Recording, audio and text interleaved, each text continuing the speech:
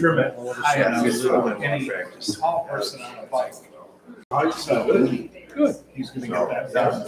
Part of the 5K and all that. So far, so good. Winning? Keep an eye on the,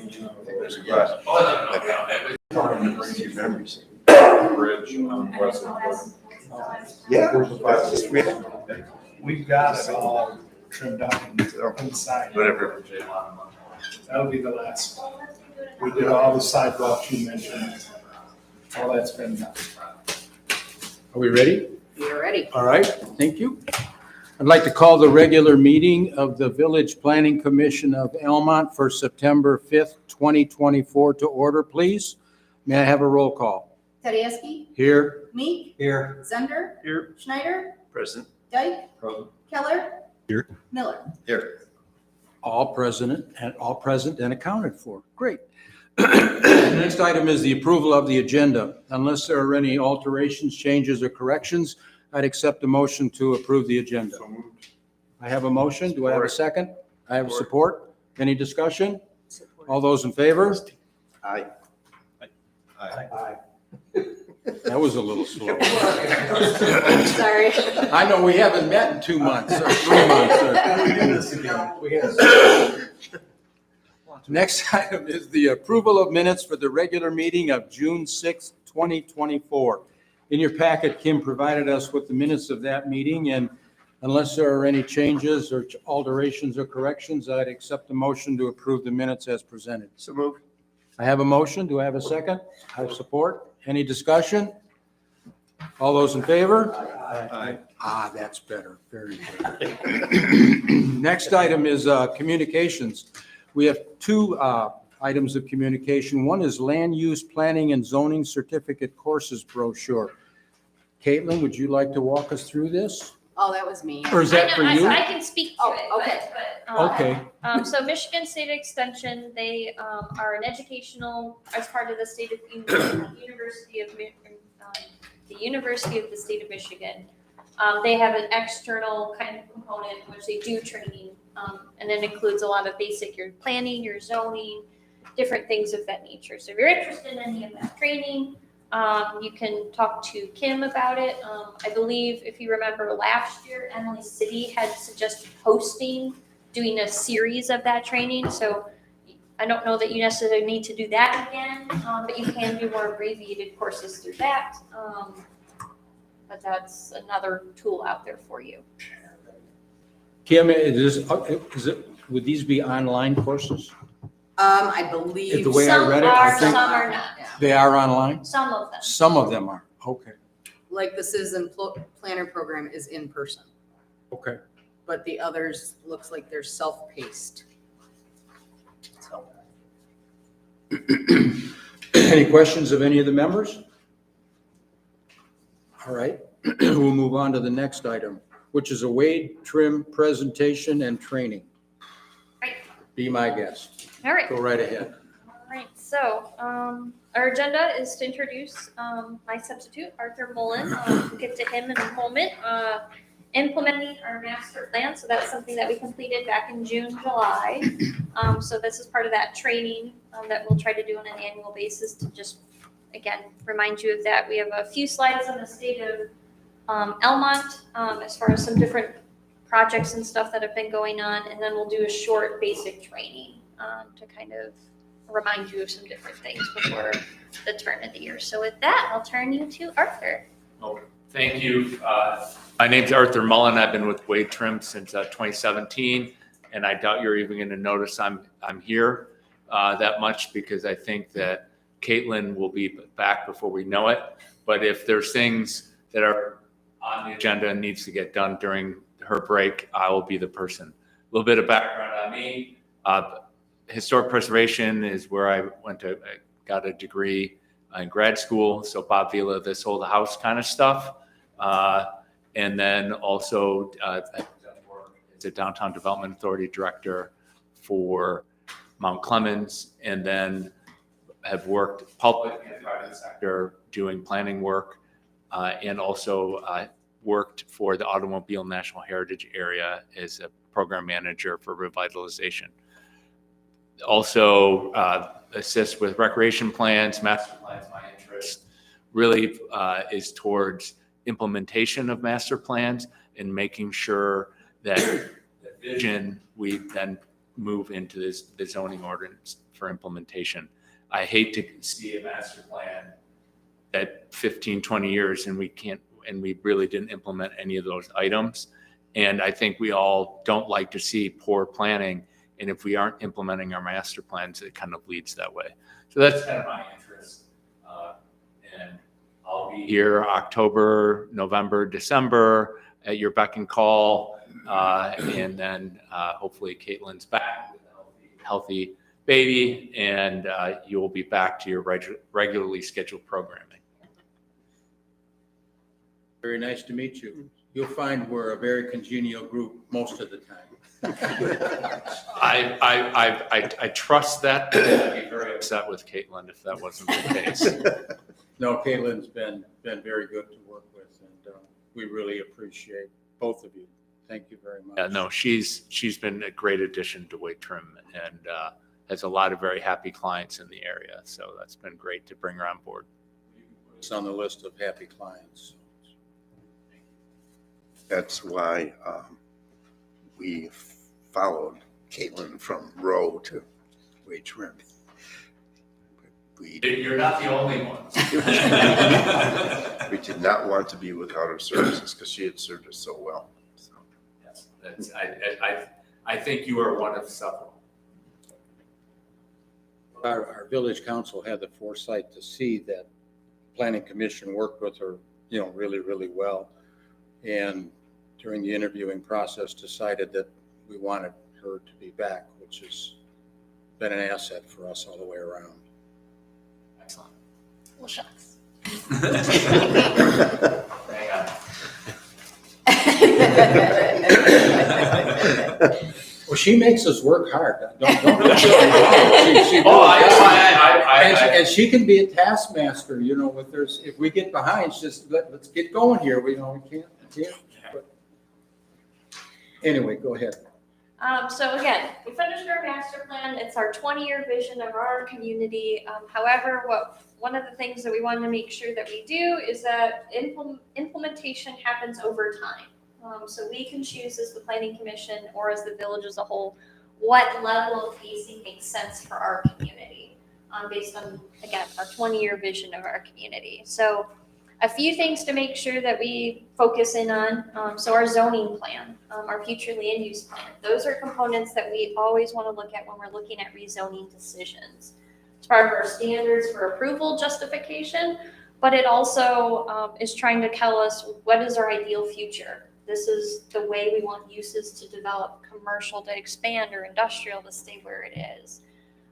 One of the major changes that we are proposing in our zoning plan is to remove the office district. As we discussed at the time, office as a standalone district is not very utilized in the village. Office as a entity, as an industry, is falling out. And so you have less demand for it. You can fit that better in our traditional downtown setting very easily, in our commercial setting. So that became one of those districts that became obsolete. So we're proposing to remove it at some point in time. So right now it's still in your zoning ordinance. However, when we're ready to make those zoning ordinance changes, that would be one of the changes that would be proposed. And this is a general idea of where our community wants to go.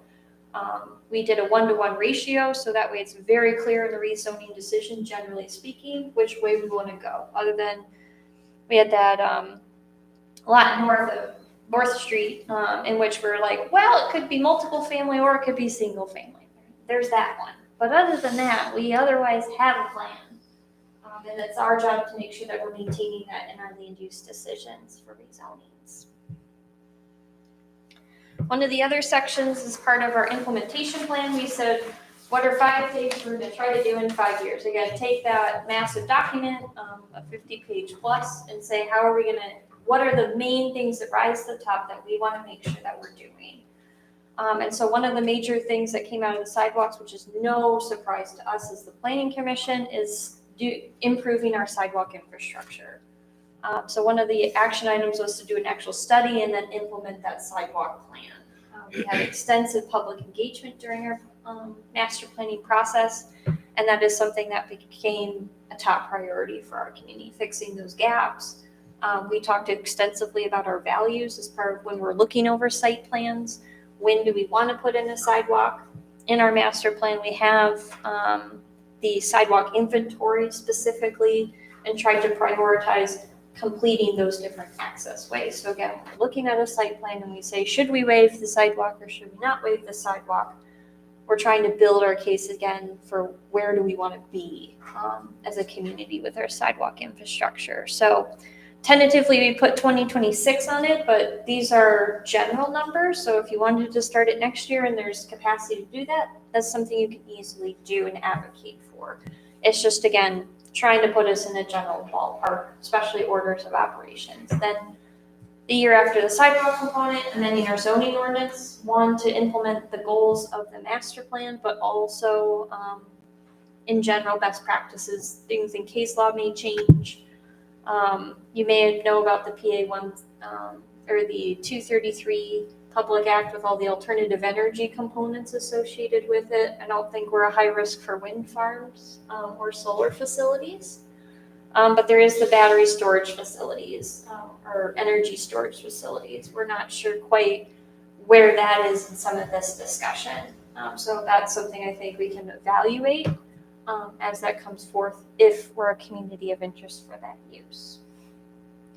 We have our 5-year review of the Parks and Recreation Plan. So as many of you may be aware, the DNR requires a 5-year renewal of that to be within good standings to then apply for funding.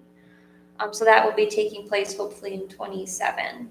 And then again, one of the carryovers from our last master plan was cost-effective extensions of water and sewer. Again, looking at those feasibility models. And then before we know it in 2029, we're going to start with the master plan all over again. Hopefully doing a 5-year review, something more minor in nature because we did a great job last time. So that's the implementation section as we kind of start going into that section. So as part of the master plan responsibilities, again, we're using it in our rezoning decisions. We're using it as part of our priority conversations with sidewalks. It's recommended that when we do our annual report by the Planning Commission, that you take a moment to look at your master plan and say, what are the things we're going to advocate to work on this year? That's something that staff prepares here for you at the village, and you kind of just say, what are things we're going to set out to do? It can be annual training, it can be starting the conversation on sidewalks, or it can be amendment to explore this or that. And then again, in 5 years, doing a formal check of that master plan. Are there any questions about master plan implementation? Okay. So in essence, it's incremental. We don't see necessarily anything in there other than, again, sidewalks being a hot button issue that we need to take action on immediately. A lot of the components of the zoning ordinance that we put in our zoning plan to evaluate, those are relatively minor in nature. Our zoning ordinance works for us how we need it to, for the most part. So, Keelan, with regard to what you've listed their master plan responsibilities, would each of those items, if we were to address them, just be put on our agenda, be something you would bring to us? So how would what would be the mechanism for diving into those topics? Sure. So as part of a rezoning, our general philosophy is that we wait for an application to come forth. So a developer or a property owner says, I'd like to change it from this district to this district. So as your planner, we do an analysis where we help you evaluate your master plan. And based on that person's objectives or components, we help you determine, is it an appropriate ask? Is a lesser ask more appropriate? Or is it not appropriate, and which would justify a denial? And so we help you through that rezoning decision-making process. As far as sidewalk boundaries, part of this is going to rely on council. So they are the purse string holders. They also review the capital improvement plan, so does the Planning Commission. So I believe that's taking place later this fall. More or less. You'll adopt it before March of next year. But essentially, that capital improvement plan, do you have ability in there to work on sidewalks? To what level of sidewalks? A lot of it goes back to maintenance is important. It's one thing to expand your network, but if you can't use what you already have, that's a problem in itself as well. So part of that would be stewardship of your capital improvement plan. If there's money allocation at the council level that they want to spend above and beyond to do new projects or things of that nature. But then also, again, during our site plan review, do we waive sidewalks or do we make them go into play, starting somewhere in that discussion? Our annual report, again, that's something done on an annual basis. I believe we do it November, December, or January. If we have business to conduct, we do meet during the holidays, but otherwise we do not. And that is not a hard, fast statutory component. You can wait till January, February, March, whenever your next general meeting is, in which you have some business to conduct, in which you have that general simple report. And that's a communication tool to council to say, these are the things we want to do. Part of it's being an advocation for training or funding that they need to ensure that is in the planning commission's budget to do those different things. And then your 5-year review, again, that's something that we also watch as your consultant to ensure that we are staying to the state mandate of doing some level of 5-year review when that timer comes. To follow up on Steve's question on the rezoning issues, does the public get involved when we start discussing rezoning? Yes. They do. So the rezoning process includes a notice in the paper. It has to be generally circulated. I forget which one you use. Tri-City Times. Tri-City Times. And then in addition, everyone within 300 feet of that property gets a notification if they're the owner or the occupant. So that's the public engagement component of that analysis, is everyone in that general area, or if you read the newspaper, you would be aware of that, or passing by in the local small talk, depending on the controversialness of that rezoning, that'll get around too. So then at that meeting, then is that where an open discussion occurs, just, about rezoning? Correct. We would hold a public hearing at our planning commission, Okay. and the public that would be part of the required notice to those individuals. And ultimately, you're making a recommendation. So the planning commission makes a recommendation, and then it goes to the village council for ultimate decision. Welcome. So a little bit about Elmont, as far as the state of Elmont. So the Clinton River watershed signage, I don't know if you've been by there in the last week, along our river body there. This was in collaboration with the Clinton River Watershed Council, assisting the village in installing those signage. So I don't know if you had anything else you wanted to add on that, Dale, or? It's tough to see, excuse me, if I may, Mr. Oh, please, go right ahead. It's tough to see in the pictures, but they originally offered the sign on the right, and it's a great sign. It tells you awesome information about the river and the watershed. We are represented, our logo is in there, but it's hard to see in these pictures. And then the one on the left, that bench has been there for a while, and there hasn't been a sign or a cover on it. I noticed that when I first came to town, so I asked them if they could reorient the sign to be able to fit that space, and they did, and I think it looks very good. It gives people a reason to stop and actually take a look at it, and on top of, if you walk right up to it, you can sit down then. And anyway, so they turned out really nice, and I appreciate their help in doing it, and they turned the request around pretty quick. They will also be helping us with we have a shoreline erosion issue just east of the bridge on M53. The shore has eroded within 5 feet of that building there, the Creekside building. So we'll be working with them to do what's proper and accurate and legal to stabilize the shore there and secure that building. Are these signs sort of will they withstand the weather for a period of time? Yes, they're, Because they look really good. they're aluminum with a plastic vinyl face on top of the aluminum, and then we bolted them on plywood and then to the 4x4s. So pretty solid.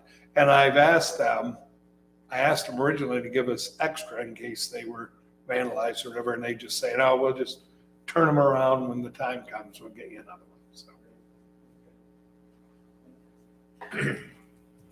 So one of the other things that we did that was probably more in the background is that we evaluated the site plan processing. So one of the things we did was we went back about 5 years of site plan review and said, do we have everything? And we do for the most part, but it wasn't in a neat package. And so that's what I helped work with, assembling the proper everything together in one folder, in one spot, as opposed to a few different spots.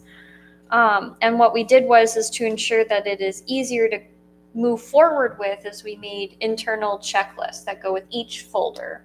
And so every time there's a site plan review, it's very clear what our hard copies we're keeping versus digital copies. So we are not required to keep every single version of the site plan. We may while we're processing it, but as soon as we have the final, this is it, signed and stamped, then we don't want the other versions because it gets confusing which one was the right one. And so that's what this record keeping checklist is intended to do. One, make sure we have what we need to have and remove the others, but also it's a cheat sheet. So this makes it really easy institutionally because we say, okay, what was the process? When did we have the public hearing? Is this, for this example, site plan checklist? It has a variance, or does there a special land use tied to it? So you know there's another folder that you have to find to get the full case for this application. Did it eventually get built, or did it just become a site plan and then just kind of for whatever reason? And then we have our different final construction and implementation components. We found that, now that you have put that particular format, anybody who wants to do a particular project theoretically should have all the information they need to prepare whatever documents we have to bring before us. I'm assuming, correct? So this is actually just internal. This was just be for internal. village. Okay. All right. So we already have the site informational checklist Yep. that we provide to applicants, which says you have to have your north arrow, your scale, things of that nature. This is meant for our internal record keeping to make the village staff life easier. So anyone can walk up to the counter and say, okay, I need a hard copy of this, I need this, in the hard copy. So again, proof of payment, things of that nature, which you already do, but now we have a more formal process to verify it. So staff turnover, somebody that usually processes it isn't in that day. This should make it easier for staff to keep it. The reason I was asking that is because sometimes we get a presentation of people that, bring blueprints that are half done. And, and then we got a list of 47 different questions as to where's this. And yet whatever document we look at, that final document is the only thing we have to hold anybody accountable. And, we've returned items and we've said, no, we can't approve this. We got too many questions. That's the reason I asked that. Sure. So one of the things we do internally, as you mentioned, is when we get those site plans in, we look at it for a certain level of completion. So there is a little bit of gatekeeping that we try to do before it comes to you. There are certain components that we've let go forward because they're discretionary. So our building appearance, sidewalks, I can't help guide them because ultimately the planning commission needs to decide, is that appropriate? And you point those out to us. Right. The ones that you will always provide us with that list that said, these are items that we have to discuss, and you'll tell us that. But at least the person that's preparing their documents knows that we will be discussing those items, per your recommendation. Okay. Yep, same thing with screening. Sometimes there's some discretion there as well. And so sometimes, like you said, there's certain information that's missing. We try to make sure that's clearly articulated, but we do try to do some level of gatekeeping. It is not helpful for anybody to just say, thanks, but now what? We can't even help you decide left or right. So that's something that we do. We've had a couple of real interesting ones in the past. Mr. Chairman. Yes, I'd like to add to this that dovetailing into this, when I came to the office, I asked Caitlin to go back and review. We had such an enormous amount of material in the office, in the files, in the map room that were, as she said, multiple, and you've said, multiple iterations of the same site plan. In the end, I didn't know which ones were completed, which were not completed, and then if there were approved projects, did they meet all the items that they were supposed to? We cleared up dozens and dozens of site, various, everything from sign permits to site plans. We probably cleared a 30-yard dumpster full of paperwork out of the offices here. But at the same time, we got down to finding what was not finished or completed. Those have been followed up on. We have one developer, local developer left with a series of things that were in his site plans that have not been finished that I have to address, and everything will be right up to 100% current and accurate. So that's wonderful. It It's really the- is. and it was the first big step towards the sidewalk study, because all these plans have, almost every single project has sidewalk related to it. So we did only go back 5 years, but I think that was way more than enough to complete it. And Caitlin, I've worked with her since she started, and I knew that she would be the perfect person to review these various documents. She immediately came in with her checklist that now we are using, and we've completed all the files are handy. There's a complete list that we've made of what is in which file, filing cabinet, and in each drawer. So it's an enormous change in the administrative office area for the building here. So Great. Thank you very much. And then something coming down the line, as many of you may be aware, is you have your St. Clair Street project. So that is a very big project that goes from city limit to city limit. It'll include some new water main. It'll include new sewer lanes for most of that project. But the biggest component is its relocation of our utilities. So from within the road to outside of the road. So it is easier to access, easier to maintain, things of that nature. And then you'll have your road reconstruction. They're evaluating potential road diet options or different ways to, again, utilize that roadway to the highest possible capacity. So is this project going to move forward? It is through engineering and design. yes, right now, you may have seen a truck and a young lady with a couple of different staffs and funny devices all up and down and around the corners. We're doing the topographical study right now. That is the very first step to designing the final product. We have to, elevations, setbacks, all that sort of thing. So she's been working on that for 2 solid weeks, studying each inch along the way, and she will be wrapping that up. We want to get that in the books because, again, we can't start design until that first step is done.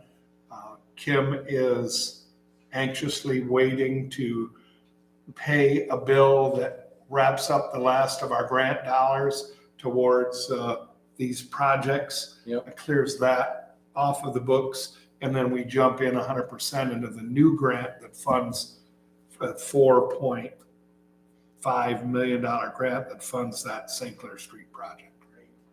Yes, I have seen the lady walking around with her poles. Okay, So that's the main highlights, I guess, of the state of Belmont. So now we're going to move into our basic training components. So as many of you know, attendance is important. So for meetings, it's really effective to ensure that we have a quorum. So if we do not have a quorum, so a majority of our membership, we cannot take action on anything on their agenda. So if an applicant has their team here, we can't process their site plan. And so it's a whole month delay because we generally don't try to do special meetings and things of that nature. So time is money in that sense. So it is expected as part of a planning commission member to attend our regularly scheduled meetings. It is important that you fully participate. So as part of that discussion, part of that voting, again, you can abstain when you have that conflict of interest or different components that make it so it's not proper for you to vote, but otherwise participating, asking questions, you're making decisions for your community. So don't feel shy about asking those things. If you're unable to attend a meeting, again, people have life. And so it's important to make sure the chair knows, but also the clerk knows. So if we ensure that both parties know, we can ensure that is there a quorum as opposed to, well, so-and-so just told Tom, but Tom didn't tell Kim, and then we have this monkeying around. So as long as you make sure that you tell Kim and Tom, or at least Kim, we can make sure that we're watching that quorum number as holidays come up or things of that nature. We're able to still conduct business with our fellow members. One of the main things that we do a lot in the Planning Commission is we craft a lot of motions. And so one of the really important things in our land use decision processes is that you're making those decisions based on facts. Opinions and feelings can go into this equation, but you have to make decisions based on facts. And that's why you have the justification for approval standards. And so our zoning ordinance for each different types of applications, you have our standards that are listed out. So we have our 5 standards for our special land use. We have our 5 standards for rezoning. And so that'll be brought up every time you go to process those applications. Again, rezonings being, is it consistent with your master plan? Special land use, is it harmonious with the surrounding area? Are they minimizing or eliminating offsite impact nuisances? Or should screening be required in addition because of the fact that they're going to emanate more noise or more dust from that specific property? It's more important, not only when we're evaluating that during our discussion, but you specifically cite what standard for a denial. You need to at least cite one in which it does not fulfill. There has been somewhat recent case law, though, in the last couple of months that just saying it doesn't meet standard 2 isn't good enough anymore. You have to talk about what was your fact or rationale behind 2 not being fulfilling. So part of you can probably understand that if you just say, just doesn't meet standard 2, that makes it harder to appeal. And so that's part of that rationale if you're trying to sit on the other side of that aisle. And so it's important that you say it does not meet standard 2 because the site plan clearly doesn't allow for safe maneuverability because they're proposing this direction. Or it's directly related to 3 single-family homes. They are not willing to put in X, Y, Z. And so therefore, this is going to cause more of a nuisance than what is typical in the area, things of that nature.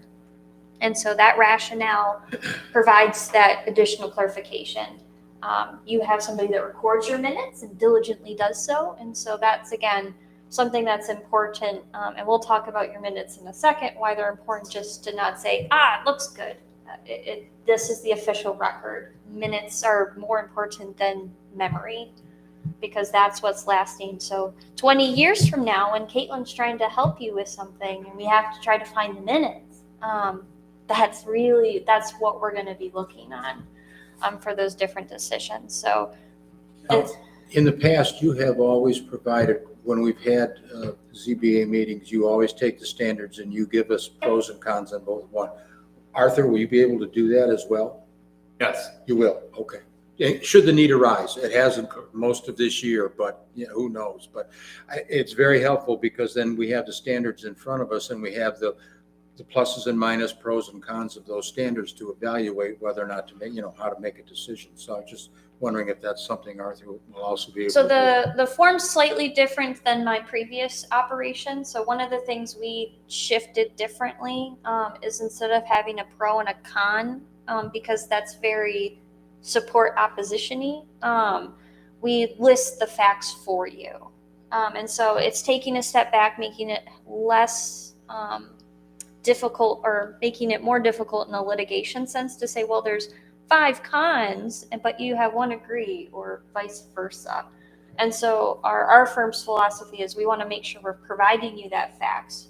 You as critical thinkers can say, because it's a corner lot, because it's a nonconformity, these are things that play into that discussion without putting a label on it, because that makes it a little bit easier to say, did you have rational or didn't you? So we focus more on the facts, but that's something that, again, mirrors that same idea, but we're just not putting those labels on them. Gotcha. Okay, thank you. So when we're crafting those different motions, as many of you know, it's as a board member, that's something that everyone has the right to do, is to craft a motion. And again, utilizing those standards as basis of that. When we're creating those motions, it's important that, especially for special land uses or rezonings, you have a property identification. What was the actual application? It was X Street on Van Dyke. You can choose to just do the address, and you can also kind of cue in the parcel ID number. Parcel ID numbers more or less stick with the property. Addressing can change. You want to make sure it's very clear what your action is. So you have approval, so that's approving it. You have your denial, so that is denying it. Postponing is when you have it no longer on your discussion for tonight. It's typically pending upon something else, so you can make an educated decision. So you postpone because you want revised site plans, so they address X, Y, Z, or you need this additional information that is missing for you to make a good decision. Tabling is a way of reorganizing your agenda, but you could still talk about it later tonight. So that's most commonly used if an applicant isn't here yet and you're expecting them to be here. So sometimes you'll change it from B1. We're going to table this to be D1. So that way you give time, but you're still able to talk about it. The easiest way to remember it is it's still on the table. So that's what tabling is intended to do. You can still talk about it later that evening. Again, it's important to list those standards / facts. And as I just mentioned, because of the other case law, it's important to make sure you include your rationale as part of that. Clearly state it didn't meet standard 2 as a unique site because there is no natural features. There is nothing physical on the site unique like a corner lot or these things. And so therefore, this is not a reasonable, it does not fulfill this standard. And we're always here to help walk you through it. And so as mentioned, it's really important when you go to vote, you understand the motion. Don't do double negative motions. Those are awfully confusing. But at any point, you as a planning commission member, if you don't understand the motion, or we had some different conversations between crafting it or modification of it. Wait, did it include this condition or didn't include this condition? You can always ask to make sure that you have it reread before you formally vote on it. And it's important that you understand those motions. Every motion should have a first and a second. You vote on it, you open it up for discussion, and then you take that roll.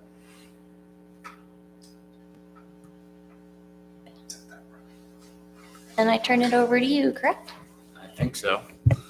And then you can always add conditions when there are conditions within the approval. So there needs to be a nexus between the condition and the property. So you want to make sure that you're not saying down the road, you're going to be adding a sidewalk because we wanted a sidewalk down there.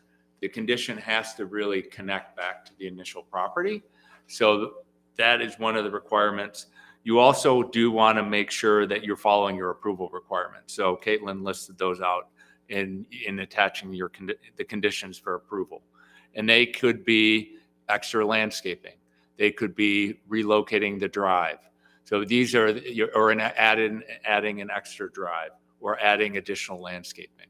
So those are the types of conditions, but you're going to want to make sure that you have some rationale that's supporting this added set of conditions. They may be included to your site plan review approvals and also to your special use approvals. One thing you want to remember, unless you limit it specifically in your approval, that is a permanent condition. That condition will run with the land until a new development and a new site plan adjust the requirements on that property. So this is something that you should see in perpetuity unless someone comes in for the redevelopment. So then minding your minutes. Or if I could add Yeah. real quick, one of the other things, and we do a good job crafting it, is the condition is only as good as specified as it is. So if we say we want additional screening, That doesn't help. that's not great. As opposed to we want evergreen space or screening on the east property line. You can be as specific as saying every 20 feet or 10 feet, or in a continuous row. Some of it's discretionary dependent upon the site, that's clear. In past site plans, we've required pictures. You're required to keep this level of screening. Here's a picture that shows that level of foliage that's there. If, again, we get another insect virus or things of that nature, we're able to go back and say, so this is a condition of your site plan to have this screening here, you need to go back and plant trees.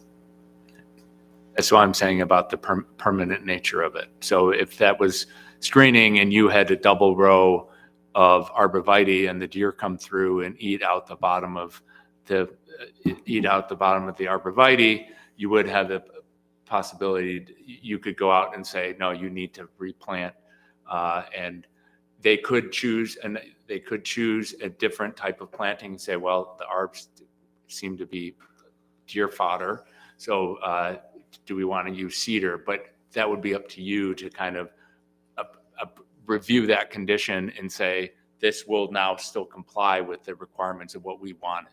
So they should be coming back to you if they're making any change from any of those conditions, because that condition was part of your special use approval or part of your site plan approval. And you had made findings of fact stating why they were needed.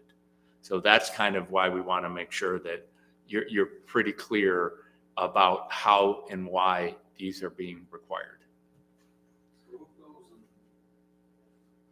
Governs this. Who goes to a site plan and say, oh, you're supposed to have trees here, 5 years down the line, you don't have them. It depends on the community. It could be your building official. It could be your zoning administrator. It could be your village. It could be your village manager. So it depends on the community, but it sounds like Dale is your man.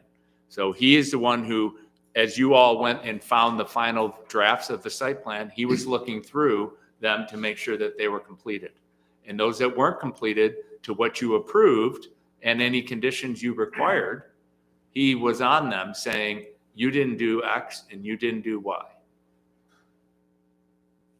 Yeah, fine. So. You go back like 10 years, look at a site plan? Well, so, Mr. Chairman, Sure, go right ahead. I'll just give you an example. I used to work with Caitlin in another municipality. It became obvious to me that at a large development, their trees, I'll give you two examples. Their trees were dying. They had been in place in islands and they were dying, either from salt or heat, whatever. We went back and looked at their original site plan. They were to have a tree at every single island.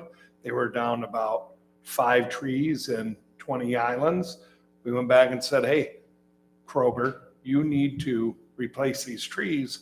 Your property looks like a desert or a asphalt jungle versus a parking lot that has some decorative cover. They went, they pushed back a little, but they said, oh yeah, it's on the site plan, we're requiring, and the community can say, if you don't do it, we'll do it for you and put it on your taxes. Another example was a development that had a lot of mature trees.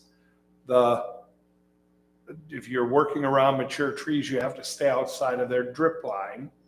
If you don't do that, the tree likely will die. 2 major trees they violated that. We noted it on the specs.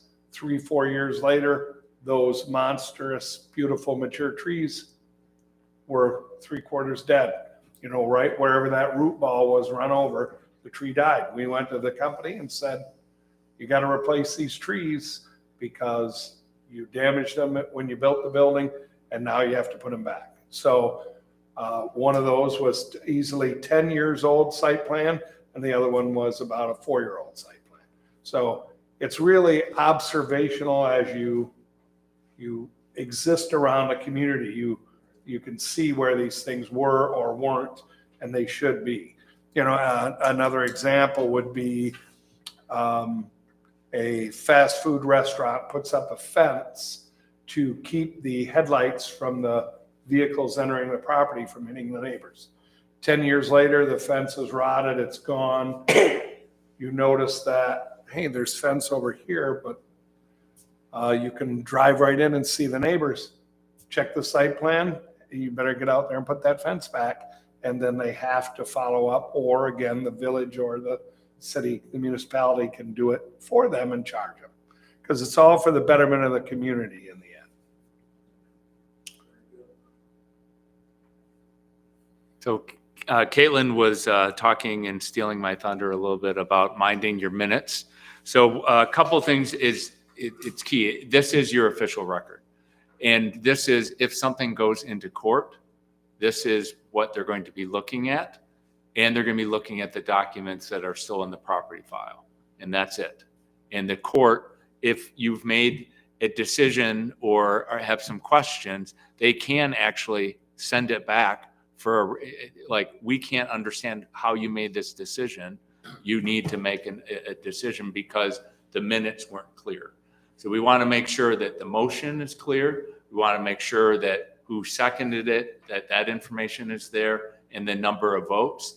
And, also in your minutes is who is in attendance. So we want to make sure that's right so that we can make sure that there was a proper quorum in case there's a lawsuit. So when you're reviewing them, those are key points when you're reviewing the minutes. And then a couple other things is make sure it includes the references to the findings of facts and the conditions. So those need to be in there because that is part of your permanent record. But it's not to be verbatim. We don't want it to literally be a word by word discussion of the actual activities of the commission. That can get you in a lot of trouble. So your attorney is going to say less is more, but a certain amount is right. So you want to find that sweet spot about making sure that you have sufficient information to guarantee how you came to your decision, but you don't want to provide a lot of additional information that can eventually come back and bring up some questions about how you rendered that decision. So it's a dance that everyone works towards. So that's about how to think about your minutes. Conflicts of interest. We all know people. We all have connections to, it's a small community. We're all going to have connections to someone in some development. What we ask is to make sure that you disclose that potential conflict as early into the process as possible. Please make sure to let Dale know that there's a conflict of interest, and also Tom, or that you're concerned of a conflict of interest. I understand that your bylaws are designed in such a way that you all decide if there's a conflict, so that you should state at the beginning of the discussion to say, I believe I have a conflict of interest, state that conflict or what you believe to be a conflict, and then the board will then discuss it. And this isn't good or bad. This is just so that we can be transparent in the process for the public. This is a positive action. This reflects positively in the government. So it's showing an impartiality, which we really want to instill within the public so that we can say this had an appearance of a conflict, even though it was right on the edge, but we had enough people in the room, so we didn't worry about a quorum. And then what we would recommend, it's not required, but we strongly recommend the person who has been voted to have a conflict to leave the room during the discussion. We've seen in some communities where there's been some activity between the person who's got the conflict and is trying to still exert some influence on your body. So Even by accident, shaking your head counts. Right. So we just want to have it very clear that there's no appearance. And so what we would recommend is that the person just exits the room, goes outside if the weather's nice, sits in their car, whatever, and then they're invited back in the second after the vote, and they then are in during the rest of the meeting. We want to make sure that the minutes reflect that person was also, that there was the conflict, and that then they also exited during the discussion and the determination. So it's a best practice, and we really want to try to show the public that there's no influence peddling, and that kind of thing. It's just, it's going to help us all, especially in an environment where we know that things can get hyper accentuated in feelings on one side or the other. So we just want to take the temperature down as much as we can.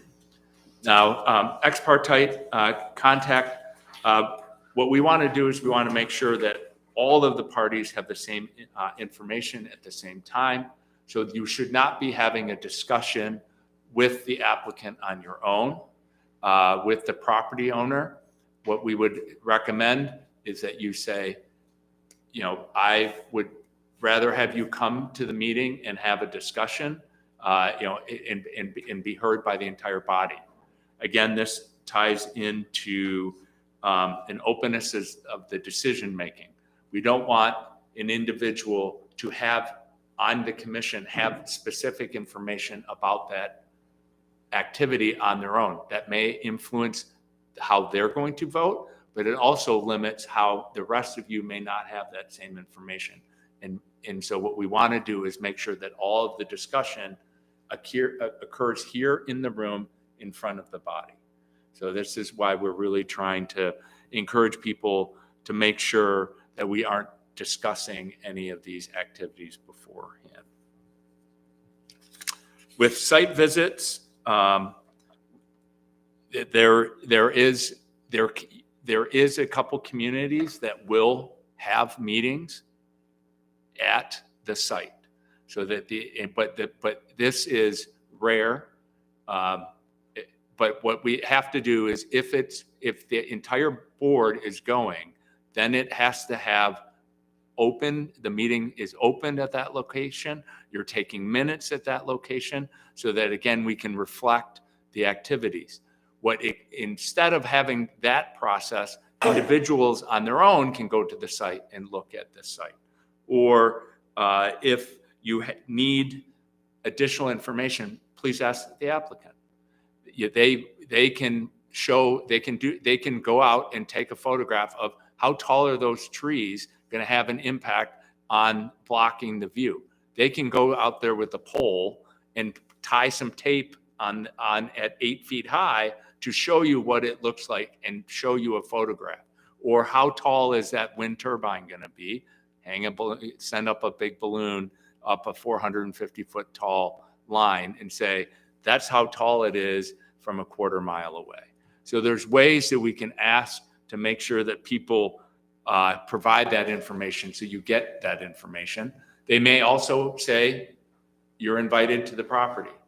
please take them up on it, but don't go out there unless you've been invited or that they've already checked on the box that access has been provided, that you've been provided access.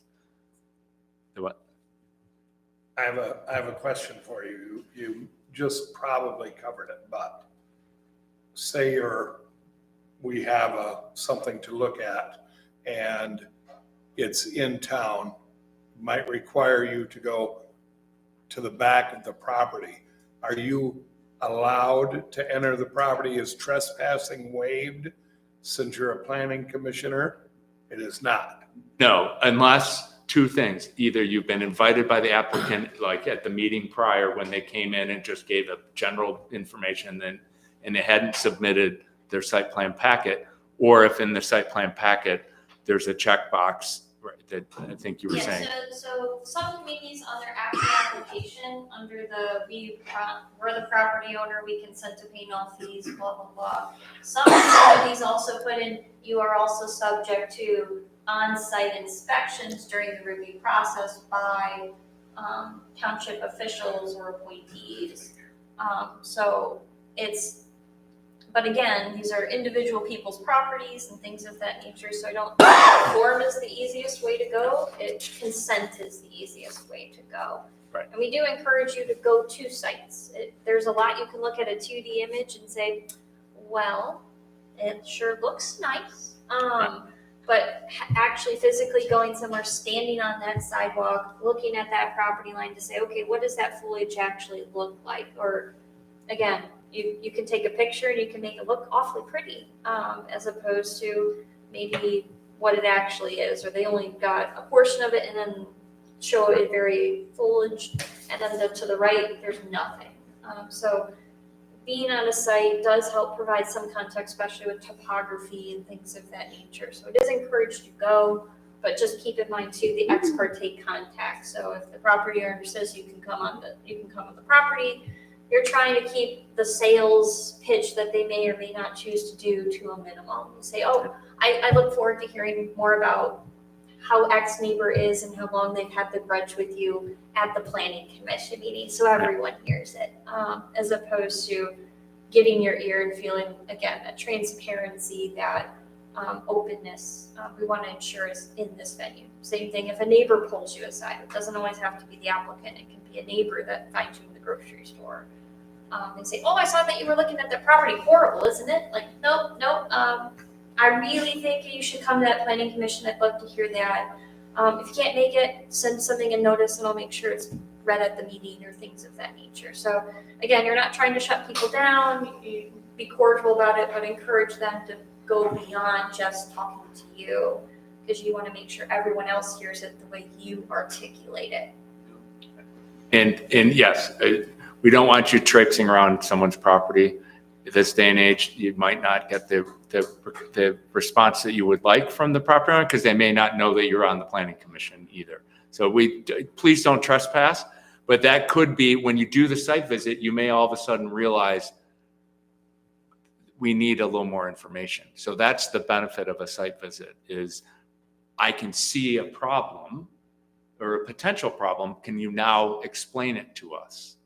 What I also really encourage is, if you have a question before the meeting, I would like you to contact me, because I may be able to then contact the applicant so that they can have the answer for you.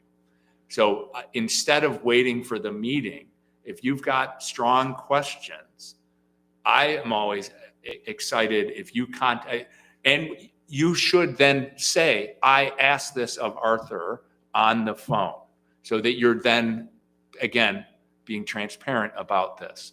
You should then state that publicly. But that what we'll do is then be able to we might be able to get to an answer that evening instead of having to have them come back. And we don't like to waste anyone's time, our own or the applicant's time. So our general process at the village is that you talk to Kim. Again, don't do reply all on the email of the packet. As an open meeting act, asterisk should be appearing in your mind, because technically you're informing all of the planning commission. Send it just to Kim, say, hey, looked over the packet, these are my general questions, and then the village can decide, oh, this is something we want Caitlin to evaluate, or this is something that I feel comfortable approaching the applicant about, and then they, again, have that educated answer to that if they can. But Arthur, to your point, that still doesn't preclude us from asking questions at the meeting. Not at all. No, Okay. no, not at all. I'm Okay. just trying to Because encourage many the process. times, you know, we're asking for clarification of issues, and the best way to do that is we're all sitting here talking about the same Of thing. course, but there's some times where you can tell this has been in someone's mind for a week. Once they got our review back and it was in their packet and they're like, oh, I want to know about this. Well, they might not be able to answer that type of a technical question on the spot. But if they've had 4 days, they might be able to give you that answer at the meeting. So that's why we're encouraging it. But no, this isn't to take out any conversation or discussion at all. Okay, thank you.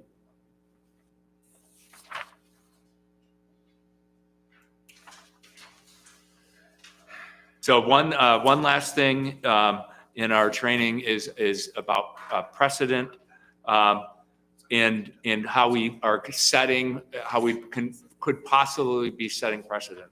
One of them I know here in Almont is about the sidewalks, and do we require someone to put in a sidewalk when there's no sidewalks on both sides? And how do we set that? How are we setting that precedent? What we want to do is we want to make sure that any decision you're making is clearly predicated on the standards that are available in the ordinance. So this is how we don't create a bad precedent. This is how we're creating a precedent that is founded upon the strengths of either the master plan or the zoning ordinance. So we want to make sure that this is using those standards in granting a request or a decision. You know, that it is okay to start setting a precedent, but we want to make sure it's founded in the ordinance so that it is defendable and that it's something you want to continue to go forward. We don't want you to make a bad decision because someone could come up to you in 3 years and say, you've done this for X. Why are you telling me no now? So that you can set bad precedent, but we want to make sure that if you are setting precedent, that you're setting precedent that's based upon your ordinance and also something you're comfortable with. We want to make sure that also future decisions are going to come out the same way. So if we have a very similar case, you all should, because of how you made that process and those decisions, come up with you're going to come up with a very similar outcome. So you are setting precedent, and it's okay, but we want to make sure that it's transparent, open, and clear about how you got to that case. And with that, I'm going to turn it back over to Caitlin. And I would say, especially for, again, that CBA venue, that this is more of that word that they're like, oh geez, when I approve this variance, I have to now approve every single lot that's just like this. Well, again, you're looking at unique features, and the more, again, we're helping you as your consultant. We have facts in there. So it's a corner lot. It's a legal non-conforming based on the size or the depth, or again, all of these components go into it to say, well, just because you're a corner lot doesn't mean you got this variance. There's all these other factors that are associated with it. So just because you approve one fence variance does not mean you have to approve all fence variances. It's not that simple. And that's why the fact finding is so important, is because there are multiple layers of that discussion that happened or the thought process. And so we're trying to capture that so we can reference it again, showing that this was a valid decision. And with that, that is our presentation. Thank you very much. One thing Yes. that I didn't hear you say is that if we're discussing something, whatever it is, that the members of planning commission cannot discuss that outside of here. In other words, if I run into Steve at the store, I'm not supposed to talk to him about it. Isn't that true? So it's not encouraged. So one of the things is if you're not, again, you can all have a party together and not be talking business. So if you happen to be at the bar and you're all at your separate tables, that doesn't mean one of you has to leave. You can all continue to enjoy your dinner. But what we want to discourage, again, is that transparency that you're just doing an epic game of telephone tag. So-and-so talks to so-and-so, and then that person talks to so-and-so, and then that person talks to so. Again, part of it, even though it may be good intention on, hey, I had a question on the site plan. Did we do something landscaping wise with this? Again, within reason that, again, you're not going to get directly in trouble for that. When you have a quorum, that constitutes a meeting, so that clearly should not be taking place. But just be mindful when you're talking one-on-one. You can ask for clarification with each other, but it would be encouraged not to deliberate towards a decision. That is the biggest, that's when it's not transparent. It's one thing to say, do you remember the zoning like being worded this way or that way, or am I misremembering? It's another thing to say, yeah, I don't agree that this should be approved. I think it should be denied because of this. It's a different context. But again, one-on-one, again, that's not violating the Open Meeting Act. You don't have a quorum. But it doesn't look great when it's found out that, well, I talk, and especially in a meeting that's recorded, well, I talked to you, and then you talked to you, and then you talk. Some people just are so honest, it hurts. And it's just best not to get into that practice. I think the key is to have to make sure that you're very mindful of, if you're talking a fact, like, do you remember this X or Y? That's kind of okay discussion. It's when you start talking about, how do you feel about this? Opinion. That's what we don't want at all. That's what I was So- supposed to say. We don't want to do that. Right. Yeah, they kind of, if you needed to clarify a fact in the packet, did we make a decision like this before? I think that's a fact. But then don't go on to say, I'm feeling very against this project. That's what we really don't want you to talk about. But a little bit of back and forth, but please be mindful of where you're going. So it's a lot easier to just kind of try to stay away from that kind of workshop talk until you talk about it after you've made your decisions. Then you can talk about it all you want, because it's now on the record and out in the open. I just want everyone to hear that. So, yeah, we're talking about Open Meetings Act, and then there's all of what we heard from planners here. Hayden and I have banged heads at various times. There's reality, and reality is that members of governmental bodies do discuss. That's just a common sort of thing. As long as you're not saying, well, how are you going to vote type of thing, that is something you would want to avoid. But the reality is, especially in a small community like ours, members of governmental bodies are likely to talk. And that's not illegal, as long as you're not violating the Open Meetings Act. And, just avoiding the sort of thing where, which direction are you going in? How are you going to vote? The case law on it frowns upon that, but you just happen to discuss something on this table, and did you see this? Did you see that? That's not a violation of the Open Meetings Act. So it's a little bit mushy. So if we run into each other in the store, can you talk to me? Yeah, you can. As long as you're not asking how you're going to vote, type of thing, that direction. It just comes down to opinions, right? If I'm understanding that right? So that's where it's very more firm, is when you're asking for people's specific opinion. If you're saying, oh, did you look at the drainage? Oh, I haven't looked at the drainage that closely. I'll take a look at that. Things of that nature. Again, a one-on-one conversation does not violate the Open Meetings Act. But again, just watch out for the telephone tag part of that, because then that's not great. But ultimately, it's when you're just deliberating on the final decision. So for site plans, you are the final deciding body. For rezonings, you aren't. That is council. So it's just being mindful and again, trying to be fair to the public at large. Any other questions by any of the members? No? Caitlin, Arthur, thank you very much. Welcome. Very good. Very, very good. Thank you very much. Next item on the agenda is public comments. I would like to recognize our three ladies we have here in the audience. Please state your names and what class are you taking? I'm Grace Van Dyke, and I'm taking government this semester. I'm Hannah Boston, and I'm also taking government this semester. I'm Susie, we're here in the city. Very nice to have you here. Did you take notes for the quiz? Yes, did you take notes? There's a quiz afterwards. A short one, it's only about 35 questions, so it won't take you too long, based on Find what the we meeting did. exciting. That's what we want to do. Yes. Question one, where do you provide bullet points and precedents? 1,000 words or less. Do you have, by the way, do you have any questions? No, seriously, do you? No? I just thought I would ask.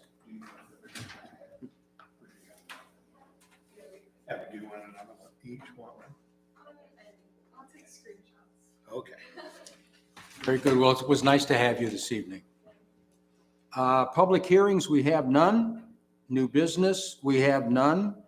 Unfinished business, we have none. The only thing left before adjournment is anybody have anything for the good of the order? Any of the members? Dale, I'd please. just like to introduce myself, Dale Kerpison, the village manager. This is my first planning commission meeting that I've attended. I hear nothing but great things about the board, so I look forward to working with you. Good. It's nice to have you. Hear great things about you as well. Thank you. Very well organized from what we understand. It's nice to have you. Do you have anything, any other information for us at all of any kind? No, I don't think so. Okay, These guys have done a great job going over the bullet points, and okay, we talked about things to throw in the packet that are germane about the community at the moment.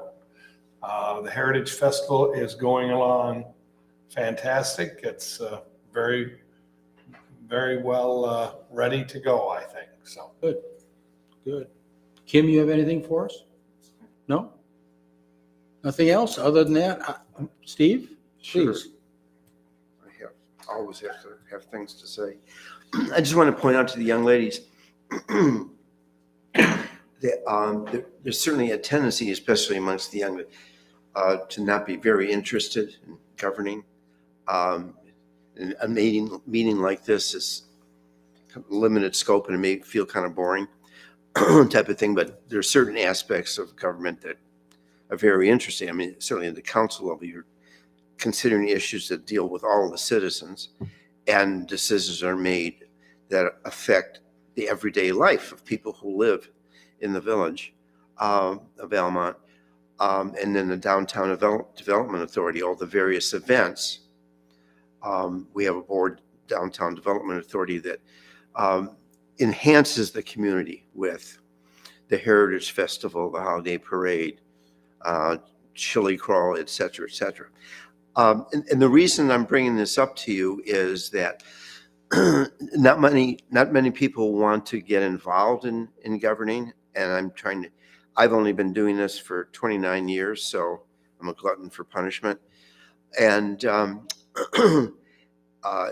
that if you get involved in government at all, if you can consider doing that, that it'll affect your community and potentially the everyday lives of people.